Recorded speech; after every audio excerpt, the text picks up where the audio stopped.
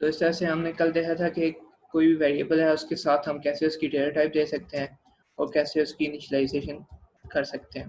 ठीक है, तो जब हम किसी वेरिएबल को डिक्लेयर करके साथ ही उसको कोई वैल्यू दे देते हैं तो इसको इनिशियलाइजेशन बोलते हैं।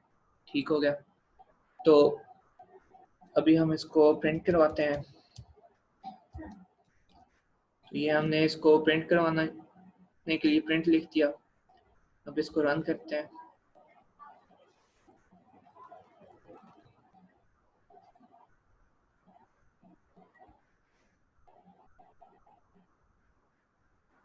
तो ये बिल्ड हो रहा है फिलहाल।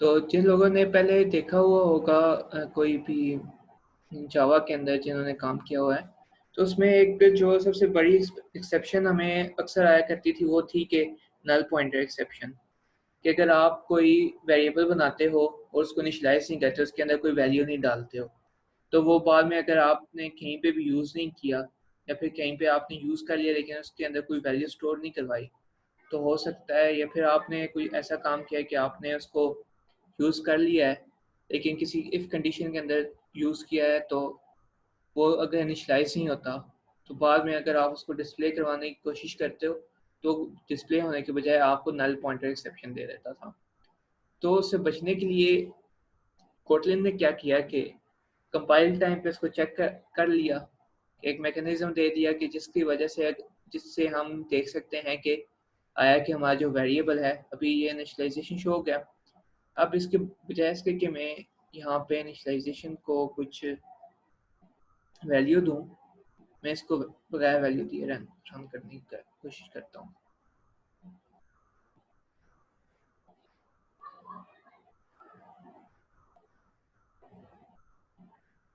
तो इसने क्या किया कि Kotlin variable must be initialised, कि इसने अभी हमें एरर दे दी है कि भाई ये जो आप काम कर रहे हो, ठीक है, ये काम नहीं हो सकता क्योंकि आपने इस वेरिएबल को इनिशियलाइज ही नहीं किया। तो इस तरह की चीज़ों से बचने के लिए कि बाज़ दफ़ा आप क्या करते हो कि आप अपना कोई वेरिएबल जो है उसको इनिशियलाइज नहीं करते हो और उसके ऊपर कोई आप फंक्शन कॉल कर लेते हो या कोई और चीज़ कर लेते हो, तो वो नहीं हो रहा होता, वो आपको एक्सेप्शन दे देता है जिसकी वजह से आपका जो होता है प्रोग्राम वो क्रैश कर जाता है। जैसे कि अभी हमारा प्रोग्राम क्रैश कर गया। ठीक है,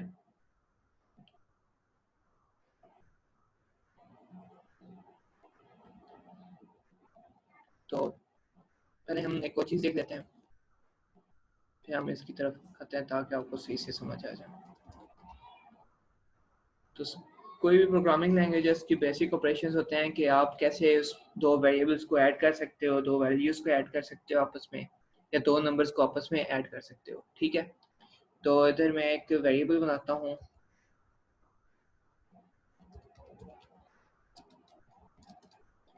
इंट टाइप का और इसको मैं इनिशियलाइज कर देता हूँ 89 से, और एक और नंबर में बनाता हूँ जो वेरिएबल ही होगा और इसको भी मैं इंट टाइप का ही रखता हूँ। तो अब इनको मैं ऐड कैसे करूँगा कि नंबर डॉट प्लस नंबर 2, मैं नंबर को डिस्प्ले करवा देता हूँ।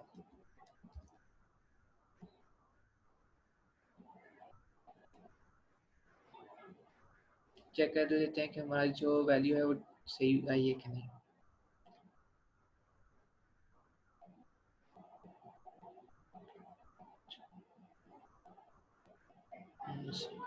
क्या पॉइंट है? अच्छा, तो इसमें क्या था कि नंबर डॉट प्लस नंबर 2 करके हम नंबर को कहीं पे डिस्प्ले करवा सकते हैं कि नंबर की वैल्यू क्या है। तो यहाँ पे मैं नंबर को इक्वल करना भूल गया, number equals number dot plus number 2। ठीक है, तो बजाय इसके कि आप ऐसे करें,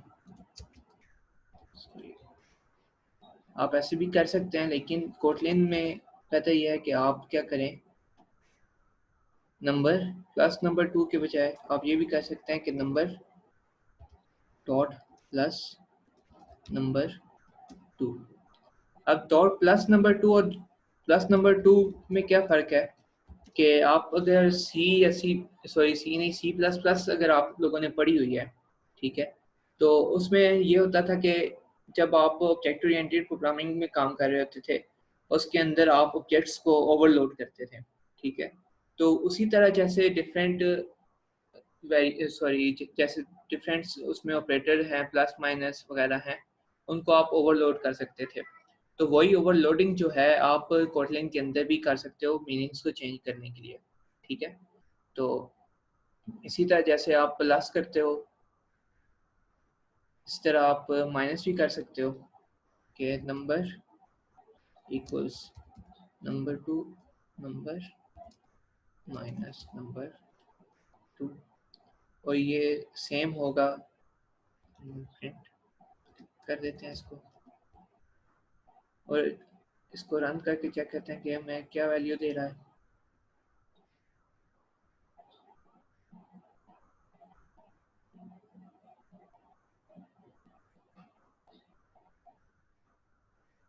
ये 2 दफ़ा डिस्प्ले हो गया, इसको प्रिंट लेन कर देते हैं ताकि हमारी जो आउटपुट है वो क्लियर हो जाए।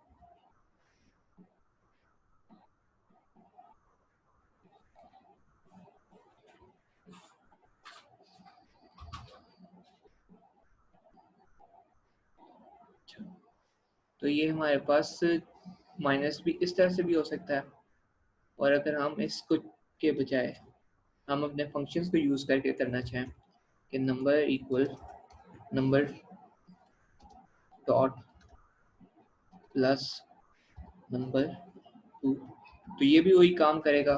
और अगर हम ऐसे करते हैं नंबर डॉट माइनस नंबर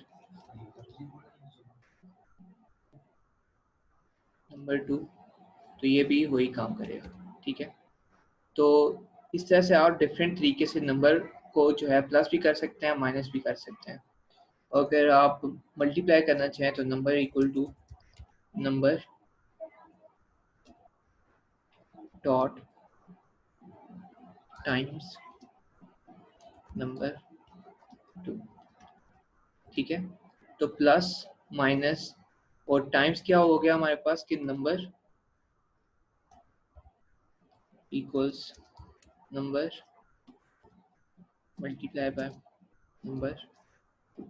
तो जैसे आपको पता लगता है आप वैसे कर सकते हैं, लेकिन अगर आगे जाके कहीं पे हम इन मल्टीप्लाई को या माइनस को ऑब्जेक्ट्स के अंदर काम करवाएं कि ऑब्जेक्ट 1 माइनस ऑब्जेक्ट 2, जिन लोगों ने पहले प्रोग्रामिंग की है उनके लिए है कि अगर हम ऑब्जेक्ट्स को ऐड या माइनस करवाना चाह रहे हैं, तो वहाँ पे हम इन फंक्शंस को यूज़ करके इनके मीनिंग्स को चेंज कर सकते हैं, ठीक है। ऑपरेटर्स को ओवरलोड जैसे हम सी प्लस प्लस के अंदर करते थे, वैसे ही जो ऑपरेटर्स हैं वो ओवरलोड हो सकते हैं हमारी इस कोटलिन के अंदर भी, ठीक है।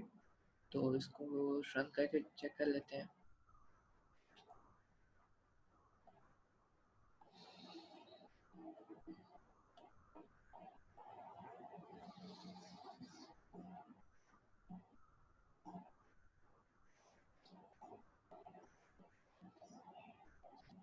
प्रिंट ही नहीं करवाया हम इसको।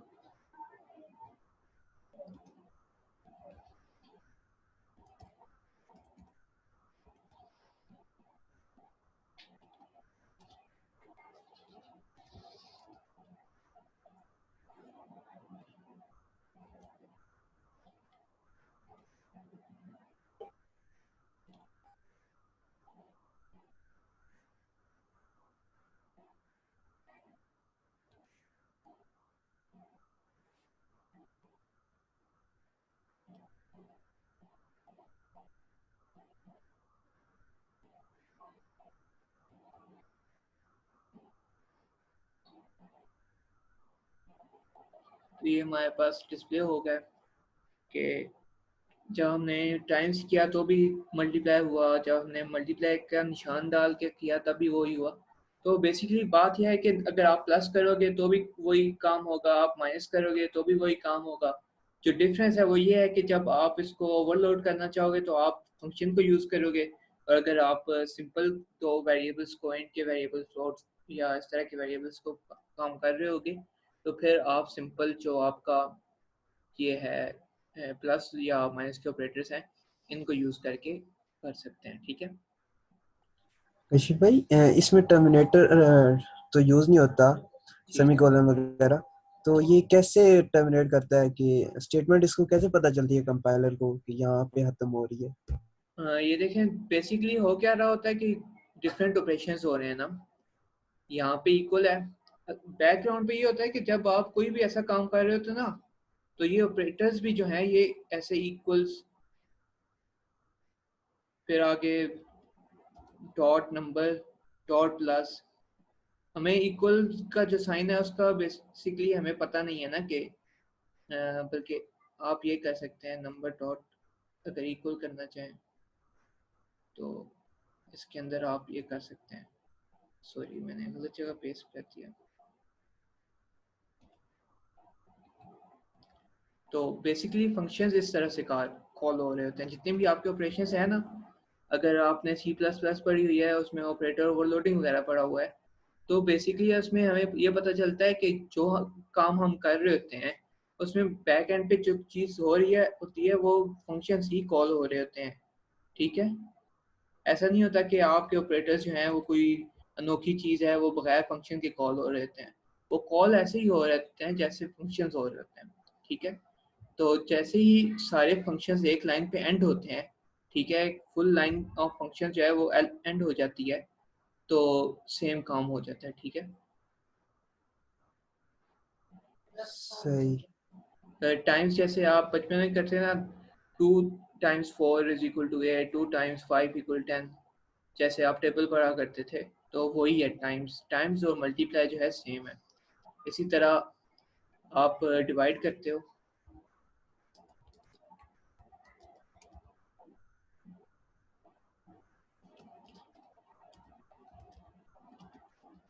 तो इस तरह आप डिवाइड कर सकते हो। उसी तरह आप अगर फंक्शन से करना चाहो तो नंबर डॉट डिवाइड, डिवाइड का क्या फंक्शन था, क्या डिवाइड का फंक्शन जो है वो आप लोग खुद ही देख लें, मुझे अभी ध्यान में नहीं है। तो इसी तरह आप डिवाइड भी कर सकते हो, इस तरह मॉडुलस ले सकते हो। तो ये सारी जो चीज़ें हैं ये आप इसके अंदर कर सकते हो। ठीक है। अब इसको यूज़ करके हम एक क्या बनाएं इसको यूज़ करके। बस एक और चीज़ जो हमारी रहेगी कि आप दो स्ट्रिंग्स को, मैं एक स्ट्रिंग बनाता हूँ।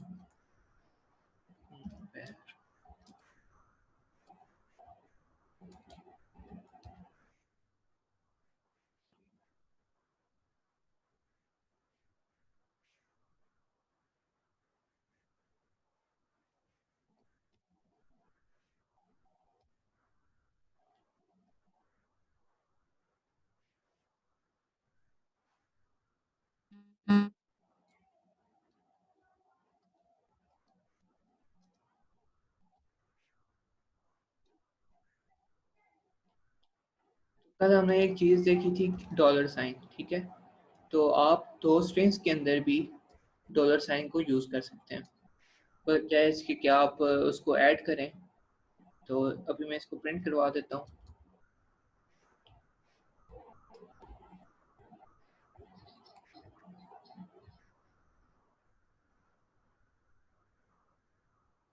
तो इसने पूरा जो हमारा स्ट्रिंग था दोनों को कंबाइन करके डिस्प्ले करवा दिया। तो बजाय इसके कि आप लंबी स्ट्रिंग कंकैटिनेशन के अंदर फंसे रहें, तो आप सीधी एक स्ट्रिंग बनाएं। अब मैं इसके अंदर कोई और भी स्ट्रिंग डाल देता हूँ कि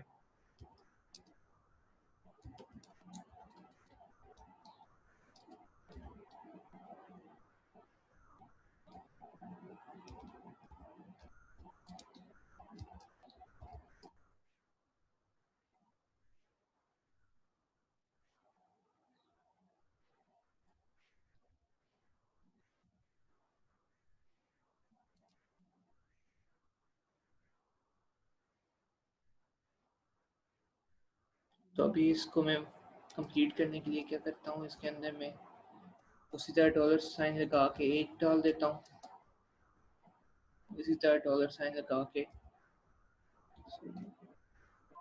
टोटल 8 डाल देता हूँ।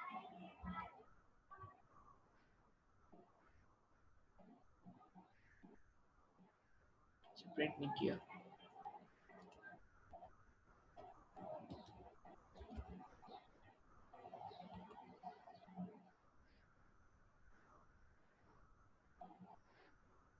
तो इसने वो सारी जो मेरी स्ट्रिंग थी मेरे नाम के साथ, फिर हमारी एज की स्ट्रिंग के साथ, फिर हमारा जो एज थी वो सारी लगा के उसको प्रिंट करवा दिया।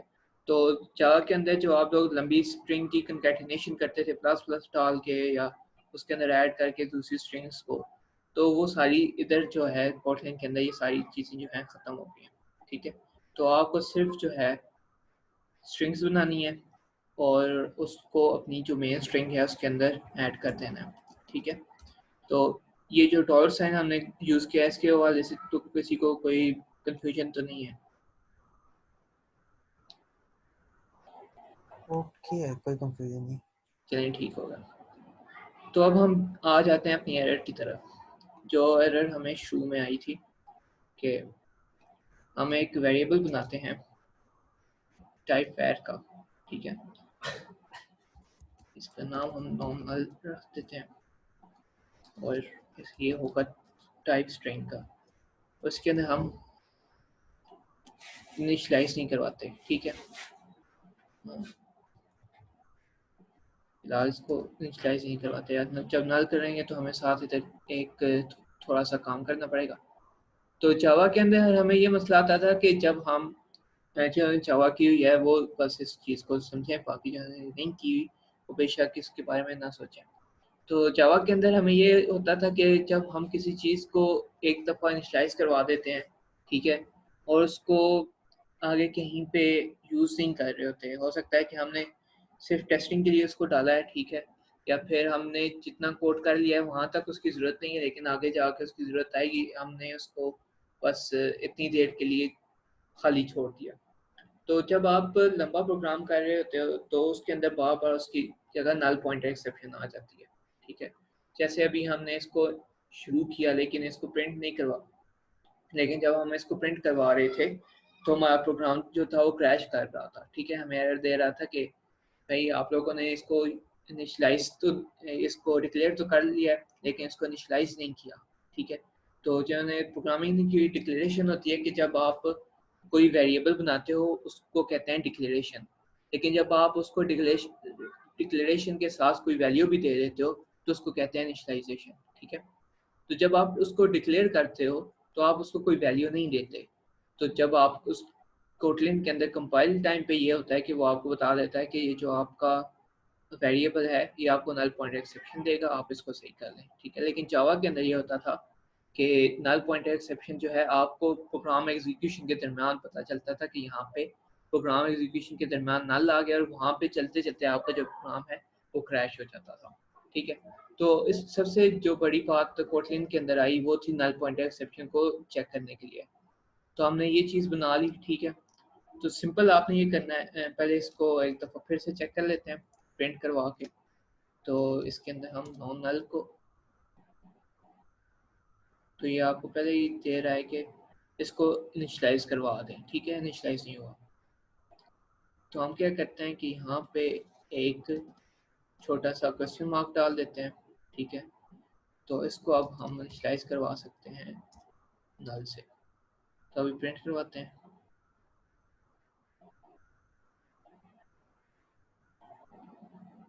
तो बजाय इसके कि ये आपका प्रोग्राम क्रैश करे, ये सिंपल आपको इनपुट जो आउटपुट देगा वो नल दे देगा। ठीक है, तो ये इस तरह से आप नल पॉइंटिंग एक्सेप्शन से पाई सकते हो। कैसे कि सिंपल ये जो आपका एक क्वेश्चन मार्क है ये हमें ये इंडिकेशन दे देगा, सो ये हमारे कंपाइलर को ये इंडिकेशन दे देगा कि भाई ये जो चीज़ है ये नल हो सकती है। तो अगर ये नल है तो सिंपल आप बता दो कि ये नल है। ठीक है, इसमें कोई आपको प्रोग्राम को क्रैश करने की ज़रूरत नहीं है, कोई इस कंपाइल टाइम पे एरर देने की ज़रूरत नहीं है, सिंपल ये है कि ये नल हो सकता है। तो अभी हम दोबारा अपने उसी एडिशन वाली तरफ जाते हैं, इसको हम इंट का बोल देते हैं, और एक और वेरिएबल, बल्कि वेरिएबल बनाने के बजाय हम क्या कहते हैं, non null is equal to non null plus 2। ठीक है, तो अभी ये हमें एरर दे रहा है कि ये जो चीज़ है, ठीक है, ये नल है। ठीक है, तो अभी ये जो एक्सप्लेनेशन आ रही है हमें क्या बता रही है कि operator call corresponds to a dot qualified call non plus which is not allowed on a nullable receiver, यानी कि ये जो है nullable है। ठीक है, तो ये नल है तो इसके ऊपर जो है ये टू जो है ऐड नहीं हो सकता। तो इसके लिए आप क्या करेंगे, यहाँ पे डबल एक्सक्लेमेशन मार्क लगा देंगे। इसको कोटलिन की लैंग्वेज में बोलते हैं बूम ऑपरेटर। बूम जो ऑपरेटर वो ऊपर क्वेश्चन मार्क लगाया है वो। ये क्वेश्चन मार्क जो है ये आपका नल को चेक करता है, इसका कोई खास नाम नहीं है, इसको नल चेकेबिलिटी ऑपरेटर बोल देते हैं। ठीक है, लेकिन ये जो डबल एक्सक्लेमेशन मार्क है ये आपका बूम ऑपरेटर है। ये बूम ऑपरेटर क्या करता है कि इसको बूम बूम करके बोलता है कि भाई ये जो चीज़ है ये नल तो हो सकती है, लेकिन मुझे यकीन है कि यहाँ पे मैंने इसको नल नहीं छोड़ा, मैंने इससे पहले इनिशियलाइजेशन इसको कोई ना कोई वैल्यू दे दिया। अब रन करते हैं, तो अभी क्या हो गया, अभी हमें एरर आएगी क्योंकि हमने यहाँ पे से बोला है कि इसको हमने इनिशियलाइज कर दिया है। बेसिकली ये जो बूम ऑपरेटर है ये कहता है कि I have already initialised this variable. ठीक है, बल्कि इसमें ये कहता है कि I promise I have already initialised. तो ये इस ऑपरेटर को बोलता है कि मैं तुमसे वादा कर रहा हूँ कि मैंने इस जो हमारी वैल्यू है, ये वेरिएबल है, इसको इनिशियलाइज किया हुआ है। ठीक है, तो तुम इसके अंदर इसको टू को ऐड कर दो। लेकिन जब इसने चेक किया इसमें टू ऐड करने के लिए तो ये नल था, तो इसके लिए वो ऐड नहीं हुआ, तो अभी हम नॉन नल को इनिशियलाइज करते हैं। ठीक है, टू से। अब हम इसको हटा देते हैं, तो अभी क्या है कि टू जो है वो इनिशियलाइज हुआ है, तो हमें यहाँ पे ये बूम ऑपरेटर दिखाने की ज़रूरत नहीं है। लेकिन अगर कहीं पे इफ एल्स है, वहाँ पे इसकी वैल्यू जो है चेंज हो रही है, तो वहाँ पे ये जो नॉन नल है आपको उसके साथ डबल एक्सक्लेमेशन मार्क लगाना पड़ेगा। ठीक है, अब इसको रन कर देते हैं।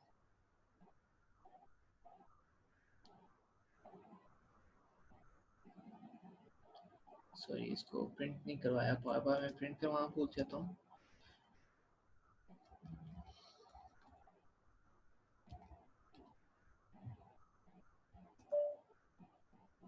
तो मैं इसको प्रिंट करवाता हूँ नॉन नल को।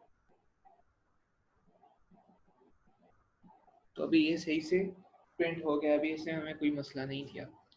तो अभी तक यहाँ तक किसी का कोई सवाल तो कर दें।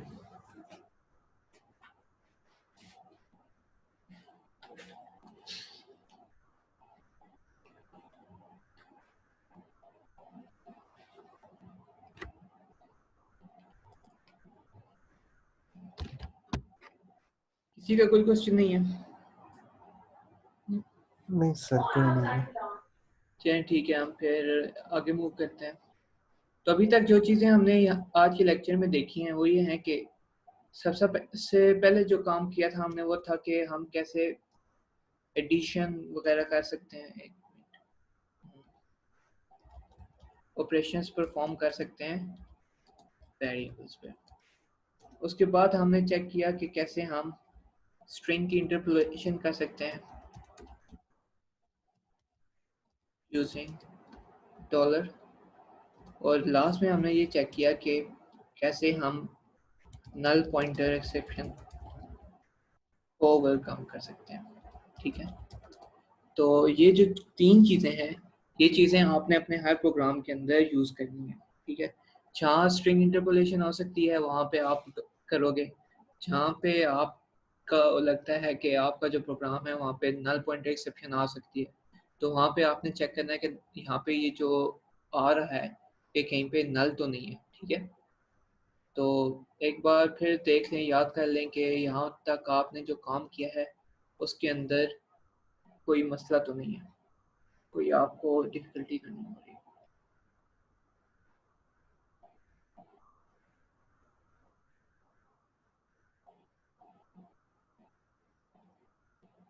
कोई मसला नहीं, चले हम अब नेक्स्ट पे जाते हैं।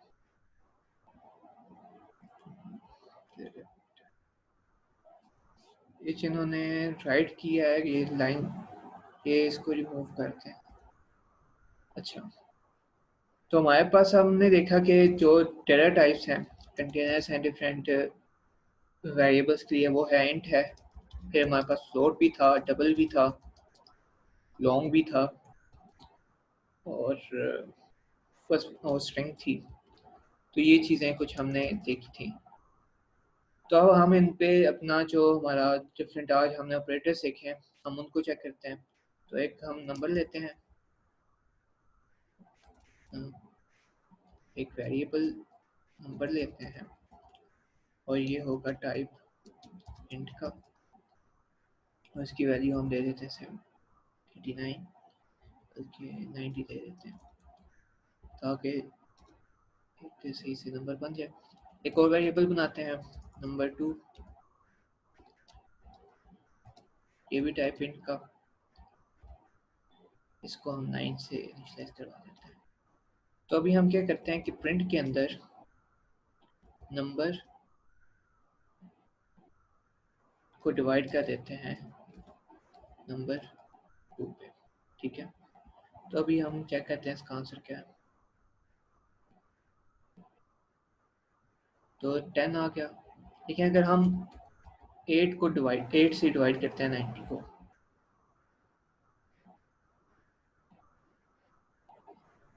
तो ये क्या कहता है कि 11, लेकिन 8 को अगर हम 11 टाइम्स करते हैं तो वो 88 बनता है। तो मकसद ये है कि जब आप इंट और इंट को डिवाइड करोगे, क्योंकि ये होल नंबर्स हैं, इसके अंदर आप अगर मैं 8.8 डालता तो ये हमें एरर देगा। तो जब आप एक इंटीजर को इंटीजर से डिवाइड करोगे, तो जैसे बाकी लैंग्वेजेस में होता है, कोटलिन के अंदर भी इंटीजर वैसे ही काम करता है, और जिन्होंने नहीं की प्रोग्रामिंग उनके लिए ये है कि जब होल नंबर से आप होल नंबर को डिवाइड करोगे तो उसका आंसर भी होल नंबर आएगा। लेकिन अगर आपको पॉइंट्स में चाहिए, तो पॉइंट्स में करने के लिए आप क्या करोगे कि इसको भी फ्लोट बनाओगे और इसको भी फ्लोट बनाओगे, ठीक है।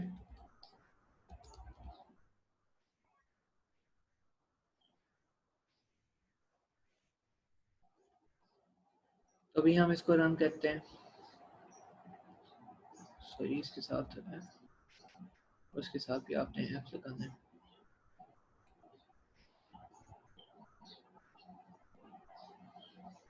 तो ये अब हमारे पास पॉइंट्स में आंसर आ रहा है। लेकिन अगर हम ऐसे करते हैं कि हम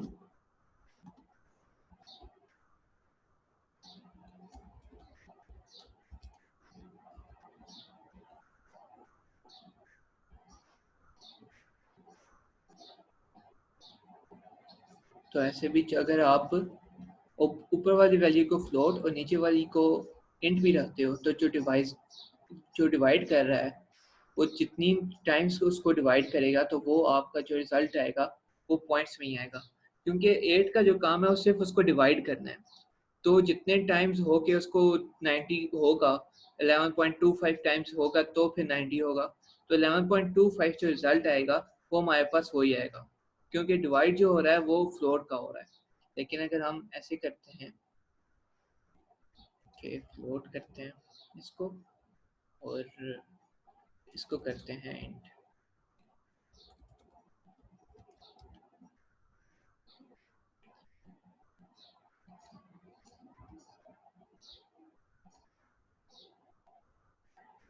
इसको दोबारा रन करते हैं, तो भी काम क्या होगा, आपका जो रिजल्ट आएगा वो फ्लोट में होगा। कि अगर एक भी कोई इसमें फ्लोट होता है तो फिर आपका रिजल्ट जो है पॉइंट में ही आएगा। लेकिन अगर आप जो पॉइंट के बाद वाली वैल्यू है उसको नहीं लेना चाहते तो फिर आप जो है सिंपल इंट को इंट से डिवाइड कर सकते हो, ठीक है। इसी तरह एक और ऑपरेटर जो है हमारे पास मॉड्यूलस ऑपरेटर है। तो अभी इसको चेक कर लेते हैं कि मॉड्यूलस ऑपरेटर क्या करता है।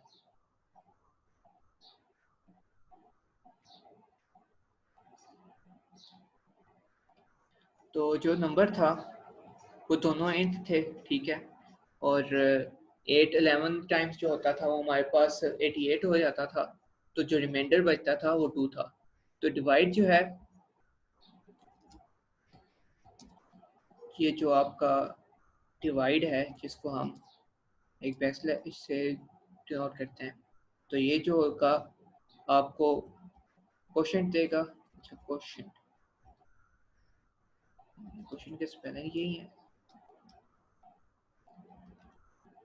जो भी है मेरे ख्याल में गलत है स्पेलिंग।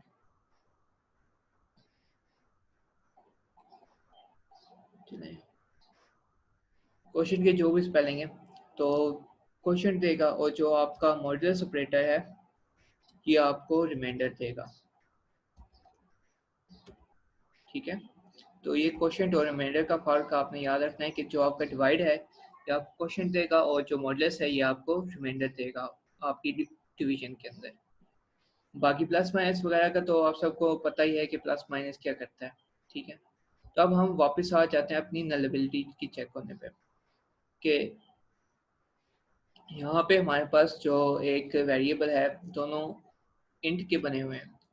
तो अगर हम ये करते हैं कि यहाँ पे नंबर 2 को डॉट 2 डबल कर देते हैं, या फिर डॉट 2 हम इसको फ्लोट कर देते हैं, तो अब क्या होगा, इसको या ऊपर हमने, तो अब जो मॉड्यूलस आ गया हमारे पास वो 2.0 हो गया। तो अगर आप वैसे उस वेरिएबल को इंट रखना चाहते हैं लेकिन डिवाइड में आपके जो पॉइंट्स हैं वो पॉइंट्स आपको ज़रूरी चाहिए हैं, तो आप क्या कर सकते हैं, उसकी टाइप को चेंज कर सकते हैं। अभी तक हमने जो देखा था तो हमने यही देखा था कि हम जो वेरिएबल बनाते हैं, एक दफ़ा वेरिएबल की जो टाइप हमने दे दी है हम उसको चेंज नहीं कर सकते, ठीक है। जैसे हमने कल खाली वैर किया था, और हम नंबर 2 के आगे से हम अगर इंट को हटा देते हैं, तो कल हमने ये चीज़ की थी। लेकिन अगर हम कहीं पे इस नंबर को फ्लोट करना चाहते हैं या उसको डबल करना चाहते हैं, तो उसके अंदर हम क्या कर सकते हैं, उसके साथ 2 फ्लोट कर सकते हैं। तो यहाँ पे हमें डॉक्यूमेंटेशन इसकी क्या बता रही है कि ये जो फंक्शन है ये पब्लिक ओपन 1 टू फ्लोट है, ठीक है। तो ये क्या करता है कि converts this int value to float, ये एक इंट को कन्वर्ट कर देता है फ्लोट में। The resulting value is the closest float to this int value. In case when this int value is exactly between two floats, the only with the zero at the least significant point of mantissa is selected. ठीक है, कि मतलब ये कि ये जो float है, to float का जो फंक्शन है हमारे पास, ये किसी भी इंटीजर को कन्वर्ट करके फ्लोट के अंदर डाल देता है, और जो बिल्कुल एग्जैक्ट दो आ जाते हैं कि जैसे 0.5 है और 0.6 है, इन दोनों के दरमियान का वो कोई इंटीजर आ रहा है उसके अंदर, तो वो क्या करेगा, उसको जो लीस्ट सिग्निफिकेंट है, अगर 0.00 0.555 उसके बाद 6 है तो ये फिर 6 को तक जाएगा, ठीक है। तो ये होता है टू फ्लोट।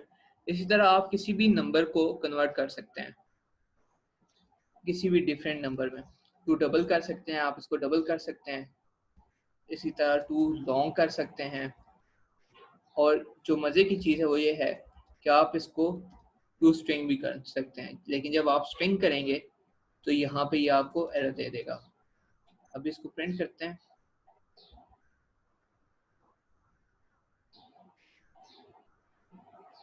तो ये प्रिंट 8 हुआ है, लेकिन क्योंकि ये स्ट्रिंग बन गई है अब, पहले ये क्या था, एक नंबर था, लेकिन स्ट्रिंग हमने देखा था कि स्ट्रिंग जो होती है ये होती है कि इसमें के अंदर जो चीज़ होती है वो सारे कैरेक्टर्स होते हैं, इसके अंदर कुछ भी है वो कैरेक्टर है, ठीक है।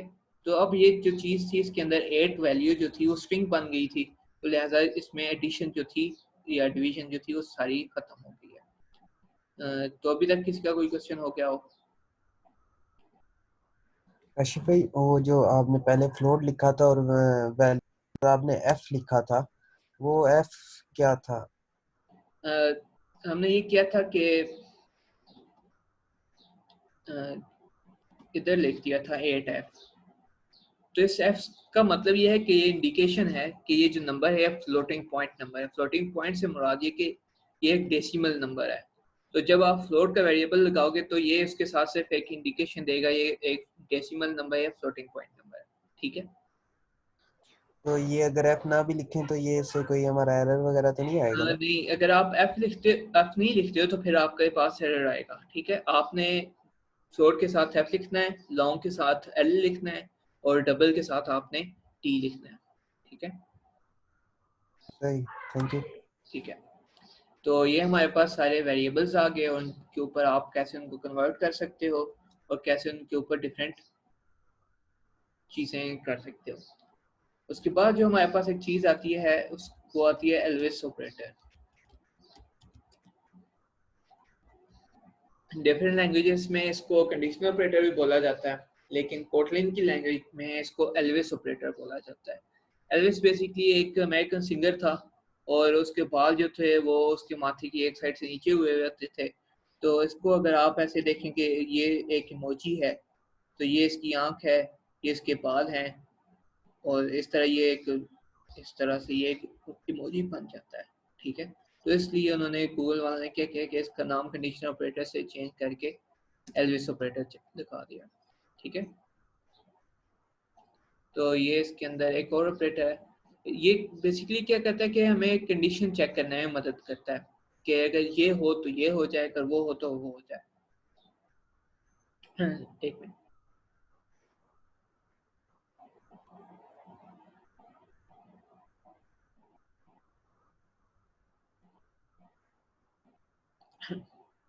अच्छा, तो इसकी मिसाल ये है कि आप कहते हो कि अगर मेरे पास 10 रुपये हुए तो मैं आज अफ्तारी के टाइम पे एक 10 रुपये वाली चॉकलेट लेके खाऊंगा। लेकिन अगर आपके पास 20 रुपये हो गए तो आप कहते हैं कि अगर मेरे पास 20 रुपये हुए तो मैं फिर क्या खाऊंगा, मैं लेस खाऊंगा। ठीक है, तो इसको चेक कर लेते हैं कि कैसे आप ये करोगे। अब लेस जो है वो एक स्ट्रिंग होगी, और आप चाहते हो कि जो रिजल्ट है मैं उस पर पूरा पूरा जो है अमल पैरा हो जाऊं, और उस एक दफ़ा जो चीज़ में डिसीजन कर लूँ फिर मैं और किसी की भी ना सुनूं। तो इसको हम नाम दे देते हैं तारीखी। ठीक है, तो इसको वेल क्यों लिखी है, क्योंकि आप अपना इरादा बदलना नहीं चाहते हो। ठीक है, तो एल्विस ऑपरेटर क्या करता है कि आपकी दो कंडीशंस हैं। एक कंडीशन है आपकी कि अगर आपके पास पैसे जो हैं 20 रुपये हुए तो फिर आप लेस लोगे। अगर आपके पास जो पैसे हैं वो 10 रुपये हुए तो फिर आप चॉकलेट लोगे। तो हम चेक कर लेते हैं कि आपके पास पहले पैसे कितने हैं। तो आपके पास वेरिएबल हैं, पैसे जो हैं चेंज हो सकते हैं। तो आपके पास वेरिएबल एक रुपीज़ हो गया, तो रुपीज़ के अंदर आपने इस वक्त 15 रुपये रख दिए। ठीक है, तो आप चेक करते हो कि एल्विस ऑपरेटर लगा के आप अपना डिसीजन करना चाहते हो कि मैं क्या डिसीजन लूँ। तो अगर रुपीज़ जो हैं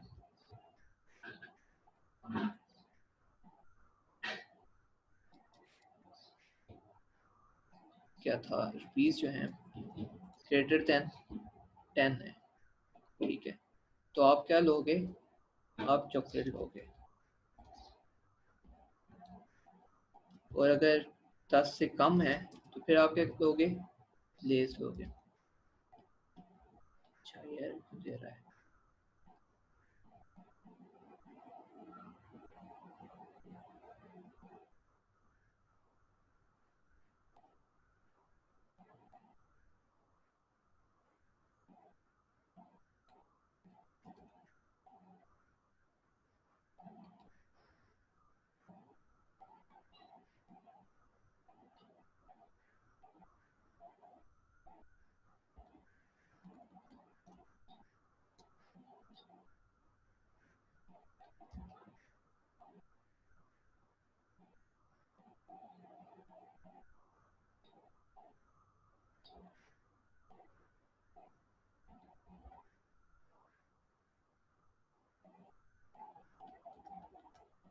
इसको मैं ज़रा दोबारा चेक कर लूँगा कि ये काम क्यों नहीं कर रहा। फिलहाल आप इतना ही देख लें।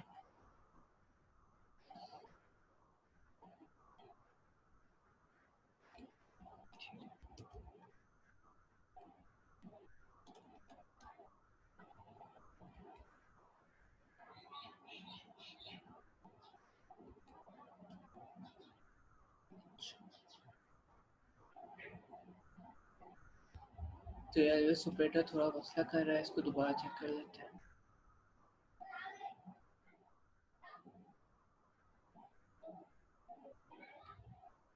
जो चीज़ हम इसमें रिटर्न करवाना चाह रहे हैं वो इसमें रिटर्न नहीं होगी।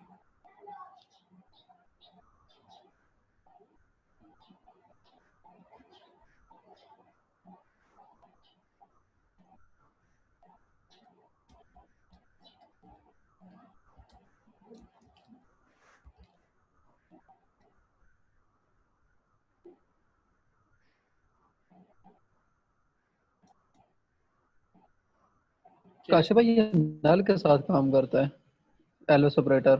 यार ये नल के बगैर भी काम कर लेता था, लेकिन इसको एक दफ़ा फिर चेक कर लेते हैं। चलिए इसको बाद में चेक कर लेंगे दोबारा, इसमें मेरी थोड़ी कन्फ्यूजन आ गई है, तो इसको हम दोबारा चेक कर लेंगे कि कैसे काम कर लेता है। ठीक है, तो बाकी जो चीज़ें हमने आज की हैं तो आप लोगों ने उसको सारा चेक करना है आज। तो आज मैं आप लोगों को एक छोटी सी असाइनमेंट भी दे दूंगा, तो सारी आप लोगों ने कर लेनी है। तो और किसी चीज़ में कोई क्वेश्चन हो तो फिर बता दें।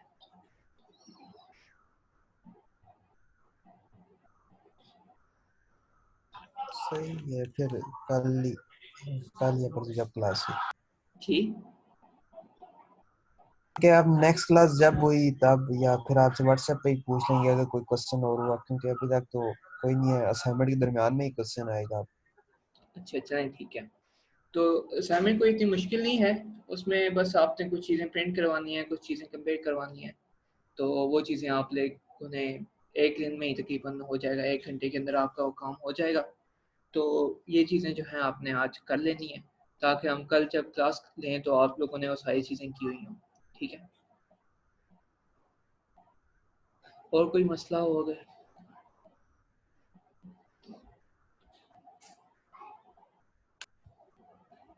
अच्छा एलविस ऑपरेटर को देख लेते हैं। मैं इसको कंडीशनल ऑपरेटर से थोड़ा कंफ्यूज कर रहा था, तो दोबारा इसको देख लेते हैं। एक वेरिएबल बनाते हैं डबल ऑफ टाइप डबल का, और इसको हम जो है नल डिक्लेयर कर देते हैं।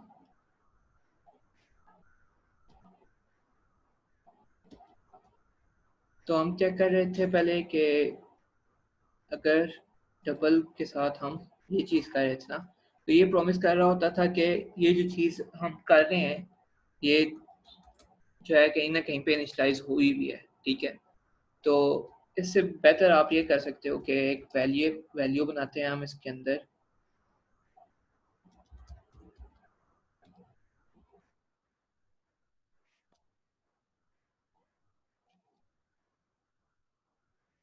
इसके अंदर हम स्टोर करवाते हैं हमारा जो डबल था।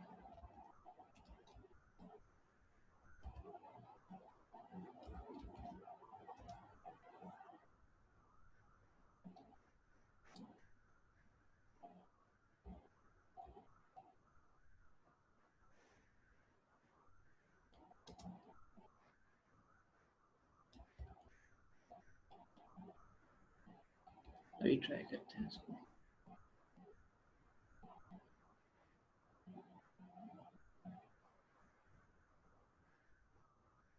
ठीक हो गया। तो एलिस ऑपरेटर, सॉरी मैं पहले उसको कंडीशनल ऑपरेटर के साथ कंफ्यूज कर गया था। तो एलिस ऑपरेटर क्या करता है कि जो हमारा नलेबल टाइप होती है, फॉर एग्जांपल ये हमने एक नलेबल टाइप बनाई कि ये जो चीज़ है वो नल हो सकती है, और उसके ऊपर हम जब चेक कर रहे थे उसके अंदर एडिशन के अंदर, तो हमने उसके ऊपर बूम ऑपरेटर लगाया था कि भाई ये जो चीज़ है इसको हमने कहीं ना कहीं पे इनिशियलाइज करवा दिया है, तो आप जो है इसको ऐड कर लो। तो जब हम उसके ऊपर ऐड कर रहे थे तो वो क्या कर रहा था, हमें एक मसला दे रहा था। तो बजाय इसके कि हम उसको मसले में फंसे, तो हम क्या करते हैं कि हम सीधा एक इधर चेक लगा देते हैं कि अगर तो ये है इनिशियलाइज हुई है। तो इस ये जो क्वेश्चन मार्क हमने लगाया ये पूछ रहा है कि अगर ये इनिशियलाइज हुई है तो आप क्या करो, इसको फ्लोट के अंदर कन्वर्ट कर दो। अगर इनिशियलाइज हुई है तो फ्लोट के अंदर कन्वर्ट कर दो, अगर इनिशियलाइज नहीं हुई है तो उसके अंदर 0.0 स्टोर करवा दो। ठीक है, जी काशिफ, मुझे आज रोज़ा लग रहा है।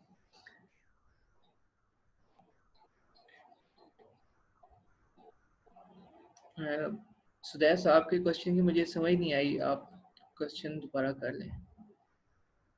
तो ये जो चीज़ है, ये कह रही है कि अगर तो ये फ्लोट है, सॉरी ये इनिशियलाइज्ड है, जब इसमें नल नहीं है, तो आप क्या करो, इसको फ्लोट के अंदर कन्वर्ट कर दो। अगर नहीं है तो फिर क्या करो, आप इसके अंदर 0.0 या फिर मैं 0.05 कर देता हूँ, तो 0.05 इसके अंदर स्टोर हो जाएगा। ठीक है,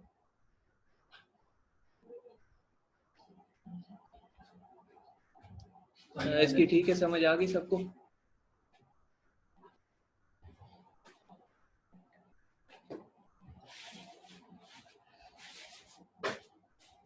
अच्छा, मैं 1 मिनट बाद आपके क्वेश्चन चेक कर लूँ।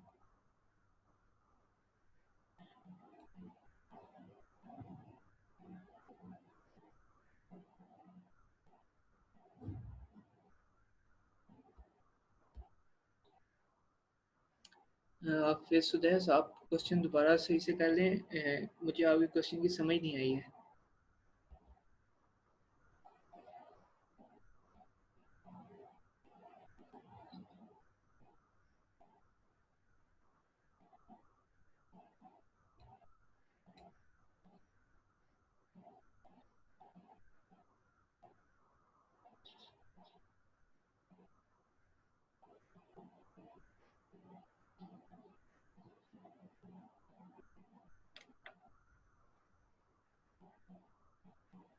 आप सुदेश साहब, आपके क्वेश्चन की मुझे समझ नहीं आई है।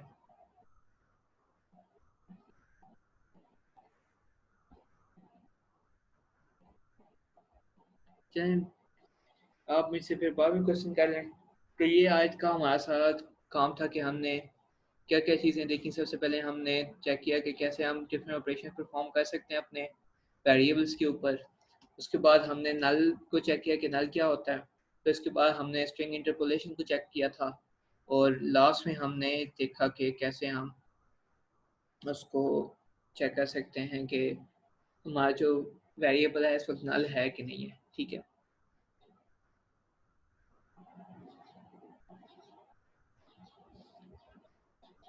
अच्छा, फिर आपने क्वेश्चन कर दिया।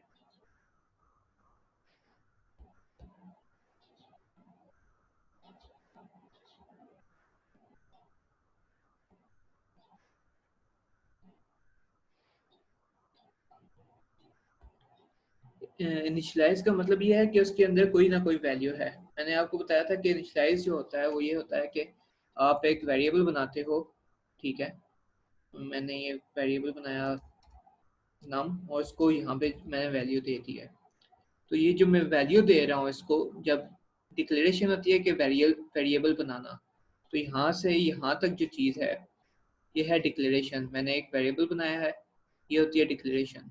और जब मैं इस वेरिएबल को कोई वैल्यू दे देता हूँ तो ये होती है इनिशियलाइजेशन। ठीक है, तो ये डिफरेंस है उसमें, इनिशियलाइजेशन में और डिक्लेरेशन में। ठीक है, समझ आ गई अब आपको?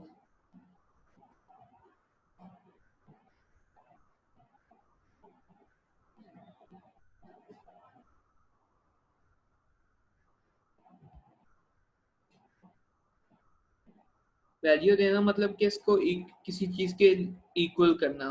ये मैंने इसको 90 जो है इसको इक्वल टू 90 किया है ना, तो ये मैंने इसकी इनिशियलाइजेशन किया, इसको कोई ना कोई वैल्यू दी है।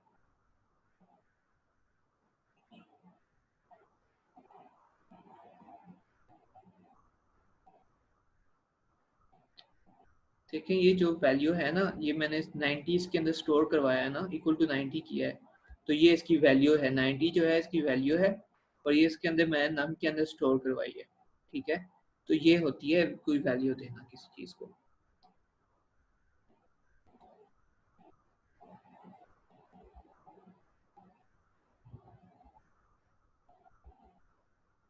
ठीक है, और किसी का कोई क्वेश्चन?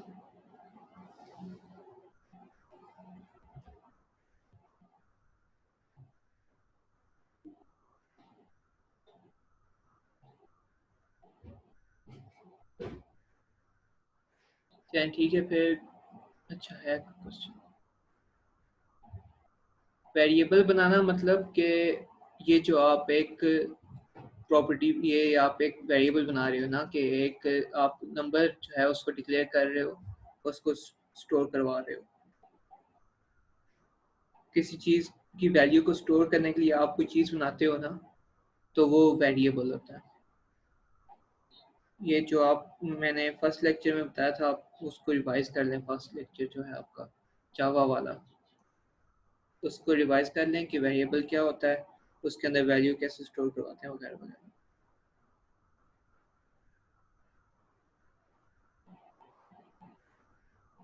ठीक है, और कोई क्वेश्चन?